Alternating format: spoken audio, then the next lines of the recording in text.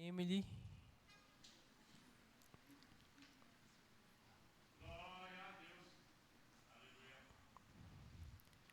Eu quero chamar a pastora oração para orar pela vida da Emily. Meu amor.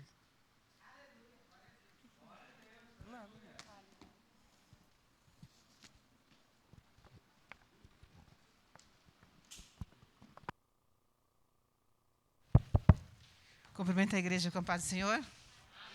Estende as suas mãos para cá e vamos orar. Paizinho querido, aqui está a tua filha, Pai. Deus, eu sei que o Senhor já colocou uma palavra no coração dela, Senhor, nesta manhã. Que o Teu Espírito Santo venha conduzir em tudo, Pai. Da maneira que nós possamos ouvir e compreender tudo aquilo que o Senhor tem para nós. E que o Senhor possa estender as Tuas mãos, Senhor Deus, e repreender tudo aquilo, Pai, que possa atrapalhar, ó Pai, que possa trazer danos e prejuízos. Tudo aquilo, Pai, que seja medo, tudo aquilo que venha atrapalhar, que o Senhor venha estender as Tuas mãos e jogar por terra, Pai, e usar a Tua filha mais uma vez, de uma maneira especial e sobrenatural, para que o Teu nome, Senhor, seja exaltado e glorificado. Amém. E aplauda ao Senhor.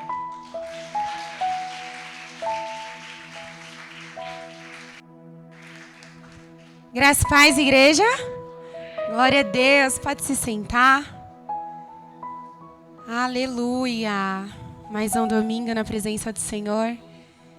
E o culto da manhã é uma delícia, né, queridos? Que a gente já começa o nosso dia recebendo uma porção diferente do Senhor para o nosso domingo, para a nossa semana. Quero te convidar a abrir tua Bíblia aí em Daniel, capítulo 1. Eu vou ler vários textos, queridos. Então, quem não conseguir acompanhar, pelo menos anota. Porque quando você chegar na tua casa, e é um conselho que eu te dou, chegue e medite novamente. Porque a palavra do Senhor, ela vai se renovando. E talvez algo que o Senhor não me usar para falar aqui, Ele fale ao teu coração de uma maneira muito específica. Porque o Senhor nos trata assim, na singularidade, né? Ele sabe exatamente qual é a nossa necessidade, o alimento que nós precisamos a cada dia, em cada estação. Porque veja, uma criança come determinado tipo de alimento, um bebê se alimenta de leite e depois ele vai passando por várias fases de introdução alimentar, segundo a sua capacidade de digerir aquele alimento, segundo a sua necessidade naquele tempo. E da mesma forma acontece conosco, diante da palavra de Deus, que é o nosso alimento diário. É até por isso que a gente não pode ficar sem ler a palavra de Deus. Porque ninguém aqui fica sem comer, não é verdade? Você fica sem tomar café? Não. Você fica sem almoçar? Não. Você fica sem jantar? Não. Saco vazio não para em pé, não é verdade? Espiritualmente é a mesma coisa. Nós não conseguimos nos manter de pé. Não há possibilidade de nós ficarmos em pé diante de Deus se nós não nos alimentarmos diariamente do pão que o Senhor tem para nós todos os dias. Então anota aí, Daniel capítulo 1, a partir do versículo 8 diz assim: Daniel, porém, decidiu não se contaminar com a comida e o vinho que o rei lhes tinha dado. Pediu permissão ao chefe dos oficiais para não comer esses alimentos, a fim de não se contaminar. Deus havia feito que o chefe dos oficiais mostrasse compaixão e simpatia a Daniel. Apesar disso, Aspenaz disse: tenho medo de meu senhor o rei. Ele determinou o alimento que vocês devem comer e o vinho que devem beber. Se ficarem com a aparência abatida em comparação com os outros rapazes de sua idade, temo que o rei mande cortar minha cabeça. Daniel falou com o assistente designado pelo chefe dos oficiais para cuidar dele, de Ananias, Misael e Azarias. Façam uma experiência conosco durante 10 dias. Dê-nos apenas legumes para comer e água para beber. Terminados os 10 dias, compare a nossa aparência com a dos outros rapazes que comem a comida do rei. Depois, decida de acordo com o que você vir. O assistente concordou com a sugestão e fez a experiência com eles durante 10 dias. Passados os 10 dias, Daniel e seus 3 amigos pareciam mais saudáveis e bem nutridos que os outros rapazes que se alimentavam da comida do rei. Depois disso, o assistente só lhe dava legumes, em vez de comida e do vinho servido aos outros. Aí, mais pra frente, nós vamos ler outro capítulo de Daniel, capítulo 3, a partir do versículo... Deixa eu pegar aqui.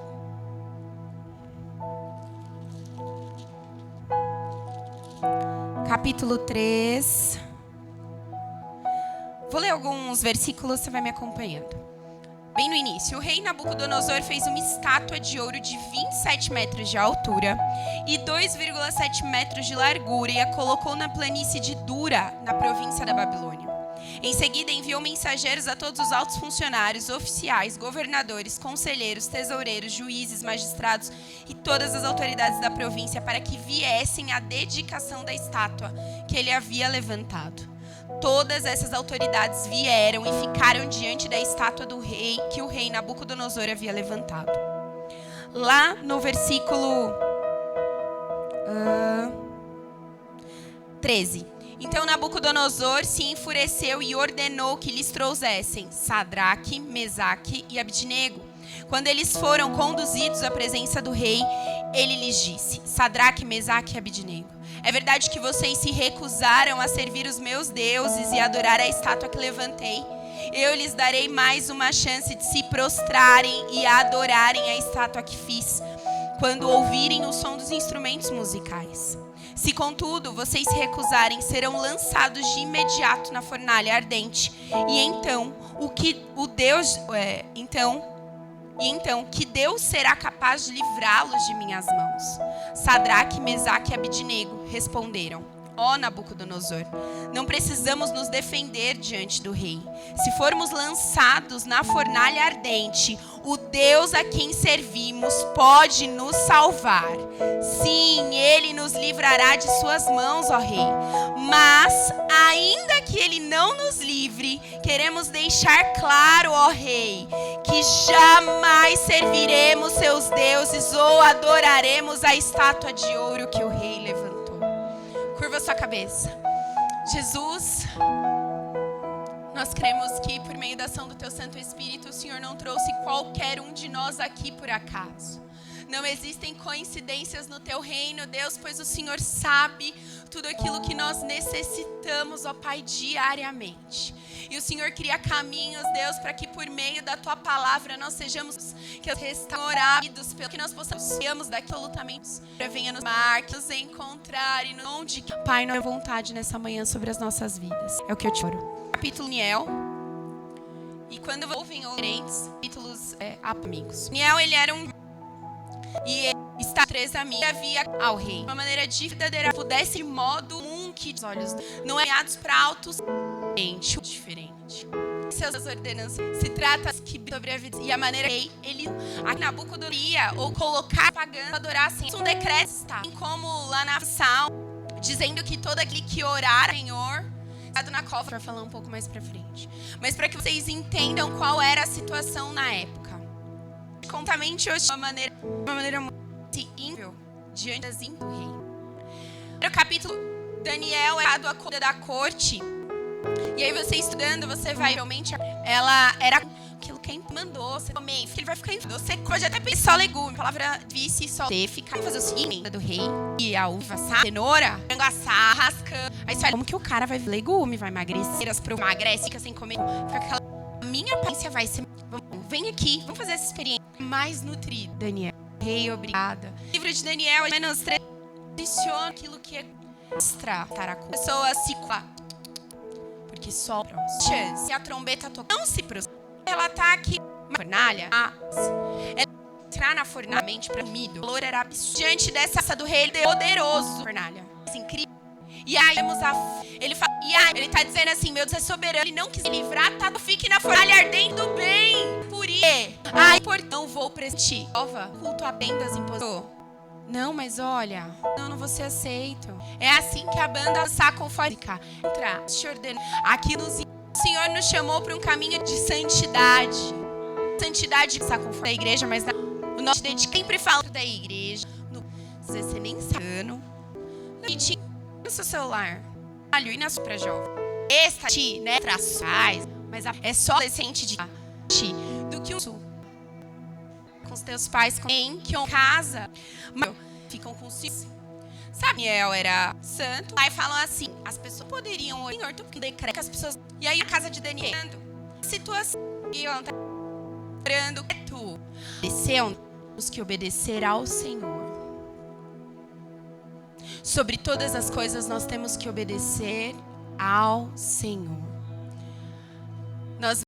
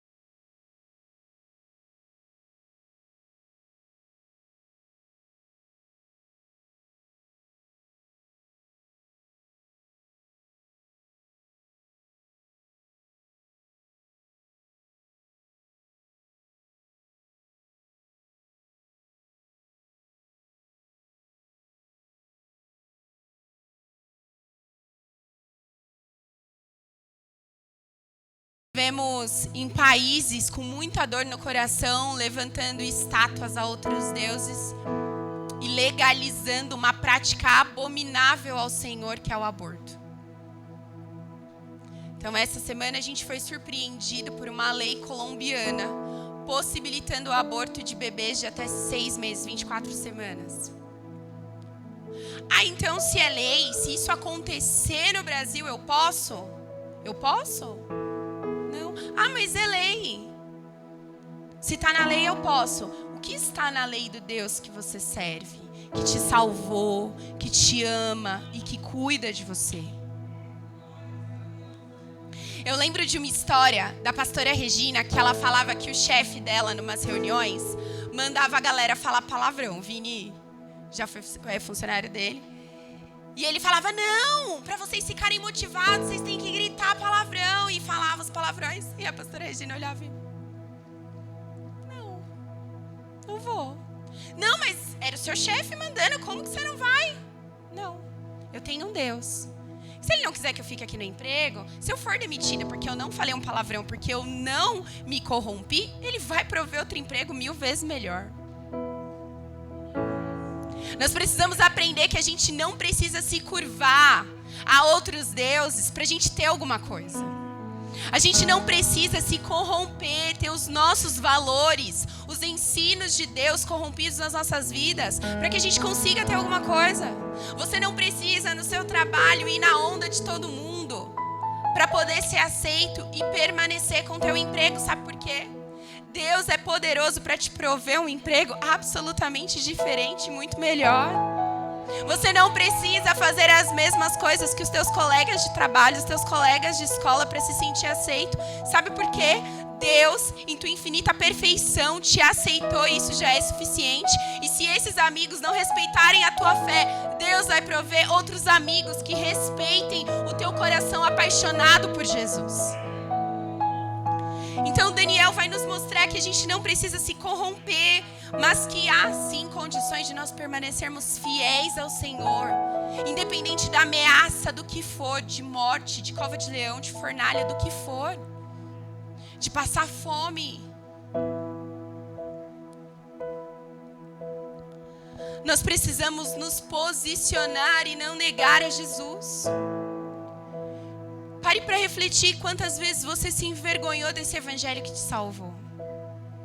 Quantas vezes você teve medo, receio de dizer, eu sirvo a Jesus, eu sou cristão. É tipo agente secreto, né? Pergunta assim, você veio alguma igreja? Eu vou. Você é crente? Eu sou. Você é o quê? Sou cristão.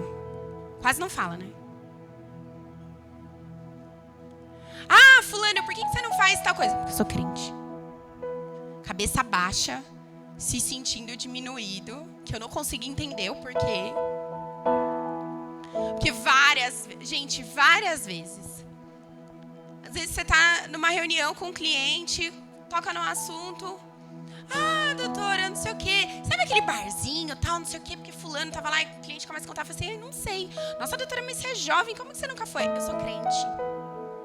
Em alto e bom som, eu sou crente. Ou então, assunto criminal, tem que fazer uma coisa que não é pra fazer. Entendeu? Que é escuso, que é ilícito. Falo, não vou fazer. Doutora, mas eu vou te pagar. Pode ficar com o seu dinheiro.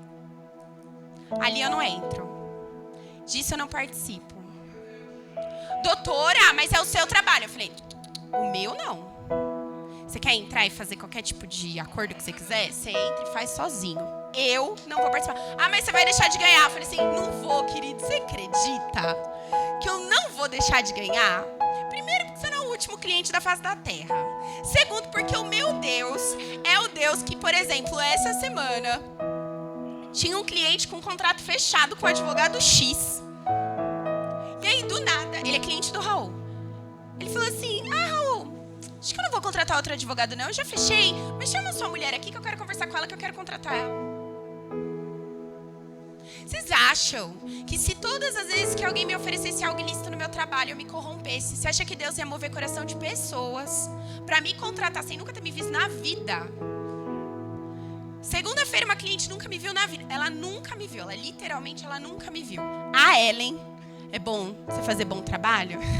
Seus clientes te indicam. A Ellen indicou pra sobrinha dela. Ela nunca me viu. Ela me ligou, fechou um contrato comigo e pronto. Vocês acham que se eu me corrompesse a toda estátua que Satanás tentasse levantar diante de mim e falasse assim, se proste para você ganhar, se proste para você ter dinheiro, se proste para você poder fazer isso, vocês acham mesmo que Deus ia mover céus espirituais para me abençoar? Ah, Emily, mas não faz falta? Não faz, querido. Porque quando a gente não se prostra aquilo que Satanás tenta nos impor, Deus é poderoso para nos salvar de qualquer situação e prover o que for necessário por um coração dedicado e apaixonado por Ele. Não é porque você não se corrompe no seu trabalho e ainda que você passe por situações ruins, Deus vai estar com você. Você não precisa se corromper no teu trabalho. Você não precisa mudar os valores que Deus te ensinou. Sabe? Você não precisa ficar cantando música mundana, entrando em conversas ilícitas, profanas, para se sentir aceito no ambiente de trabalho. Sabe por quê? Ore para que Deus mude a situação. E mais ainda, sabe o que você deve orar? Para que assim como Daniel mudou uma situação, você também seja usado como instrumento de Deus para mudar. Sabe por quê? Depois que Daniel não se prostra à estátua, lá no versículo 28 do capítulo 3 diz assim: então Nabucodonosor disse, louvado seja Deus de Sadraque, Mesaque e Abidnego. Ele enviou seu anjo para livrar seus servos que nele confiaram. Eles desafiaram a ordem do rei e estavam dispostos a morrer, em vez de servir ou adorar qualquer outro Deus que não fosse o próprio Deus. Portanto, faço esse decreto: se qualquer pessoa, não importa a sua raça, nação ou língua, disser uma palavra contra Deus de Sadraque, Mesaque ou Abidnego, ela será despedaçada e sua casa transformada num monte de escombros. Não há outro Deus capaz de livrar dessa maneira. Sabe por que isso aconteceu? Porque quando Sadraque, Mesaque e Abidnego foram enviados à fornalha, lançados ao fogo, e os soldados que foram só lançar eles foram consumidos, Nabucodonosor olhou para a fornalha e tinha um quarto homem, que era Jesus, que era o Senhor, livrando eles da fornalha. E quando eles são vistos lá com uma quarta pessoa, Nabucodonosor manda tirar, e quando eles saem, as roupas não estavam nem chamuscadas. Numa fornalha em que um soldado chegou perto e foi queimado. Eles entraram e saíram com as suas roupas nem com fumaça, nem com cheiro de fumaça. É isso que acontece quando nós nos posicionamos de maneira fiel ao Senhor, de maneira incorruptível ao Senhor.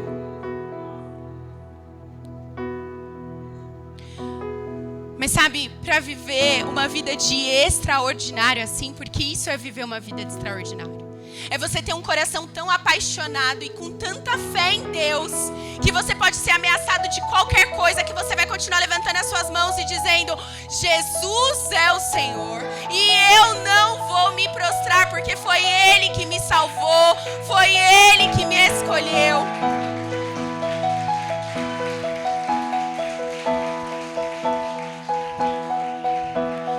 Você precisa hoje entender, querido, que você não foi chamado para ser mais um. Você é um escolhido do Senhor. Você precisa descobrir isso. Descubra. Adolescente gosta de postar isso, né? Faz a story, coloca descubra. Tá meio velho isso, mas antigamente postava. Sabe o que você precisa? Descobrir que aquilo que fala em 1 Pedro 2,9 é realidade sobre a sua vida. Vocês, porém, são povo escolhido, reino de sacerdotes, nação santa, propriedade exclusiva de Deus. Assim, vocês podem mostrar às pessoas como é admirável aquele que o chamou das trevas para a sua maravilhosa luz. Foi isso que eles fizeram na fornalha, porque Nabucodonosor estipulou um decreto que não se podia mais falar contra o Deus deles. É isso, você muda de um Deus que te coloca para se prostrar diante de uma estátua, para um Deus que louva a Deus por conta da tua posição.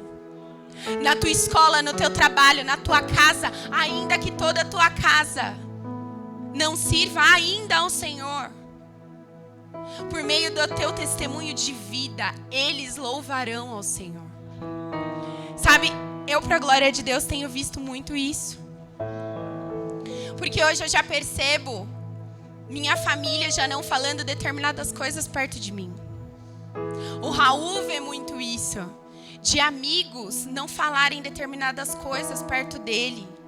De ter grupo com amigo que não é crente e ninguém ficar mandando coisa imprópria. Ou se mandar, o Raul já levanta e fala assim, ó, vocês ficarem falando disso aqui, eu tô saindo. Quantas vezes já vi o Raul fazendo isso? Eu tô saindo. Vocês querem falar disso? Então tchau. É de você ter pessoas te procurando pra falar assim, você é crente, né? Eu tô passando uma dificuldade, ora por mim. É isso que o nosso posicionamento de fidelidade ao Senhor causa no meio em que nós estamos inseridos. Quando nós levantamos a bandeira de sim, nós servimos ao Rei, ao Senhor dos Senhores, a Jesus Cristo, o ambiente muda segundo o nosso posicionamento. Agora, se a gente se corrompe, a gente passa a ser conhecido como fulano crente? Quem nunca já ouviu isso? Você fala assim, ah não, fulano. Eu já passei uma vergonha, mas uma vergonha. Eu falo assim, não, fulano, crente, meu amigo, crente em Jesus. Imagina, conheço fulano de tal igreja. Fulano crente? Você tá doida, Emily? Eu como advogada. Ah, tá, eu conheço, tal cliente meu, é cristão, você conhece ele? Fulano é crente? Falei, conheço ele, pessoa de Deus, mulher de Deus. Ah, não é não, porque fulana fez isso. E eu ouvi, muda de assunto, outro processo. Já pensou? Você ter que ouvir isso de outra pessoa, às vezes de uma pessoa que não é nem cristã. Vou dar um exemplo que o Senhor me lembrou hoje de manhã. Pastor Raí, trabalhando na prefeitura. Todo mundo conhece a história, né? Pastor Raizão tomou uma decisão de não compactuar com algo que era idolatria. Quantas vezes pastor Gessé já se esquivou de reunião? Não é, pastor? De tipo, essa reunião aqui eu não participo. Ah, mas você pode perder seu emprego. Amém. Tô mentindo? Não é verdade? Não, mas disso eu não participo. Tudo bem. Deus proveu. E continua provendo. Porque nós, como povo escolhido de Deus, a gente não precisa se corromper a nada. A gente precisa apenas prestar culto ao nosso Deus. Efésios 1, 4, 5 diz assim, mesmo antes de criar o mundo, Deus nos amou e nos escolheu em Cristo para sermos santos e sem culpa diante dele. Ele nos predestinou para si, para nos adotar como filhos por meio de Jesus Cristo, conforme o bom propósito da sua vontade. Quando nós nos corrompemos a situações por medo de não ter, por medo de faltar, nós caminhamos como órfãos.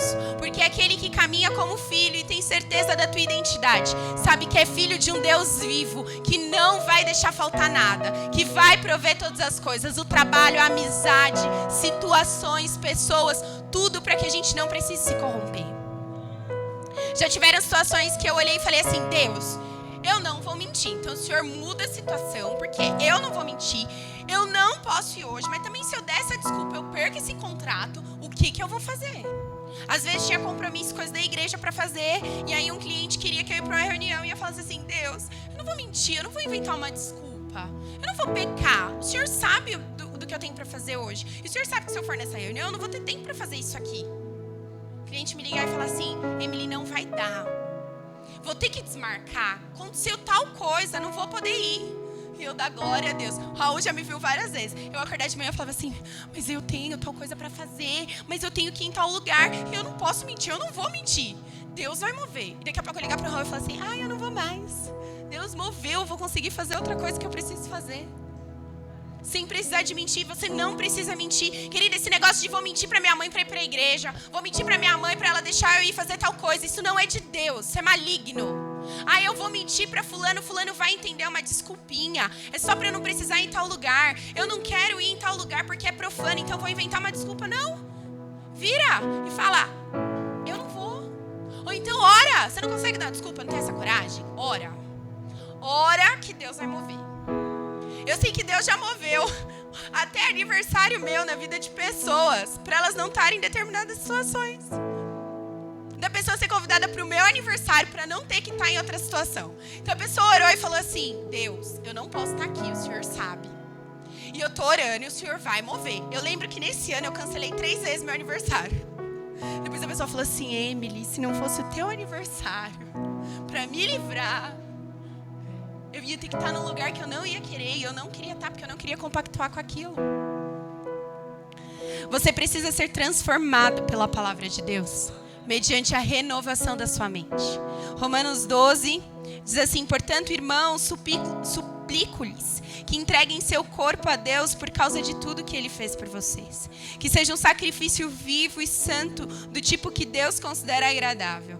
Essa é a verdadeira forma de adorá-lo. Não imitem o comportamento e os costumes desse mundo, mas deixem que Deus os transforme por meio de uma mudança de seu modo de pensar, a fim de que experimentem a boa, agradável e perfeita vontade de Deus para vocês.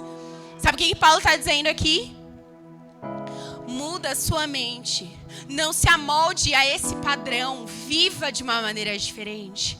Mantenha a tua fidelidade em Deus. Permita que o Senhor transforme a sua mente, a fim de que você não viva mais como os padrões do mundo. Porque você foi escolhido, querido. Você foi chamado por um Deus vivo e Ele tem uma vontade que é boa, perfeita e agradável para a sua vida. Paulo fala em Filipenses 1:21, diz assim: o viver para mim é Cristo e o morrer é lucro. Eu vivo para Cristo, eu vivo para Deus. É nele que a minha vida está resumida. Nada mais importa a não ser Jesus. Não importa se eu vou namorar e casar com essa pessoa que eu quero. Não importa se eu vou estudar, se eu vou trabalhar onde eu quero. Importa eu fazer a vontade de Deus. Olha, Deus, eu estou tirando o meu eu. Faça a tua vontade. É você deixar o teu egoísmo e falar: Deus, eu estou aqui. Se o Senhor quer que eu fique sem trabalhar para me dedicar somente à tua obra, amém. Se o Senhor quer que eu não vá fazer essa faculdade que eu estava pretendendo fazer, amém. Para onde o Senhor quer que eu vá? Eu confesso, final de semana passada eu estava: Deus, eu quero muito mudar para Minas. Deus. Eu olhava para aquela cidade, eu andava e eu falava assim: Deus, é aqui que eu quero ficar. Eu quero passar nesse concurso, eu quero virar juiz aqui, porque aqui, olha que cidade linda, Deus. E eu orava, e eu estava andando. Na segunda-feira, minha audiência foi cancelada, para a glória de Deus. E aí, porque eu falei assim: Deus, eu vim, fiquei estudando 3 dias, não pude ver BH. Tem uma audiência que o cliente não vai participar, por isso que essa audiência seja remarcada, e é bom que ainda vou ver mais de BH, que eu já conhecia. E minha audiência foi remarcada e eu estou andando lá pela praça e eu falava assim: ai, Deus, mas eu queria tanto passar nesse concurso. Eu queria tanto vir morar aqui, porque aí o Raul ia trabalhar em tal lugar, eu ia conseguir o meu cargo, e já tem uma igreja pra gente ir, a gente não vai deixar a fonte, a gente vai sempre pra lá, mas aqui eu já tenho até a igreja, Deus, já tenho onde eu morar. E aí, vim pra casa, e aí Deus falou: não. Podia ter ficado frustrada? Poderia, se a fidelidade do Senhor não estivesse no meu coração e eu não tivesse a certeza que a vontade dele é boa, perfeita e agradável. Talvez eu pense que agora é bom para mim eu passar num concurso, eu morar em outro estado. Eu quero isso, mas não é a vontade de Deus. E se não é a vontade de Deus, amém. Porque o tempo que Ele quiser que eu fique fazendo prova até passar é a vontade de Deus. É Ele que reina sobre a minha vida. Ele é o dono da minha vida. Ele é o dono de todas as coisas. E por fim, você precisa reagir, querido. Marcos 16, 15 e 18 diz assim: Jesus lhe disse: vão ao mundo inteiro e anunciem as boas novas a todos. Quem crer e for batizado será salvo, mas quem se recusar a crer será condenado. Os seguintes sinais acompanharão aqueles que creem. Em nome